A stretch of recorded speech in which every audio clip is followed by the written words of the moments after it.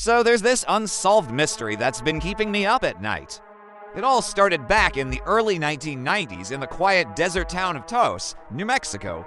Now, Taos is a pretty picturesque place, known for its stunning landscapes and rich history as an artist's colony. But in the early 90s, something strange began to disturb the peace. Residents started reporting a weird, unexplained noise, like a low-frequency humming sound that seemed to be coming from all directions at once.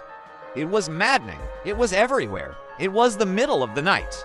And the worst part was you couldn't quite place it. At first, it was just a low rumble, like the distant hum of a diesel engine.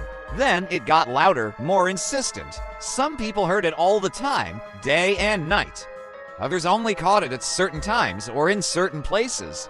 It was more than just background noise. It was a constant, unnerving presence. For some people, it was so bad that it kept them up at night. Others reported headaches, dizziness, even nosebleeds. It was like the town itself was vibrating at a barely perceptible frequency that only a small percentage of people could hear.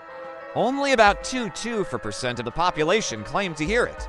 Now, this is where things get really weird, because the noise wasn't just happening in Taos. There were similar reports coming in from other small towns in England and Indiana, all thousands of miles away from each other. By 1993, the number of complaints had become so widespread that Congress had to step in. They commissioned an official investigation to find the source of the noise. Scientists from Los Alamos National Laboratory, the University of New Mexico, and Sandia National Laboratories spent months in Taos trying to track down the source. They conducted sound surveys, electromagnetic field tests, even interviewed people who lived there. But their instruments detected nothing out of the ordinary. There was no sound, mechanical or natural, that could account for what people were hearing, and yet dozens of people swore it was real.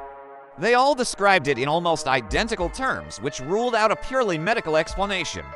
Some people said it sounded like machinery, while others thought it was more like a low, constant roar. It was as if the very air in Taos was vibrating at a low frequency that only a select few could perceive. To this day, the mystery of the Taos hum remains unsolved. It could be a hidden frequency, a government experiment gone wrong, or some unexplained natural phenomenon.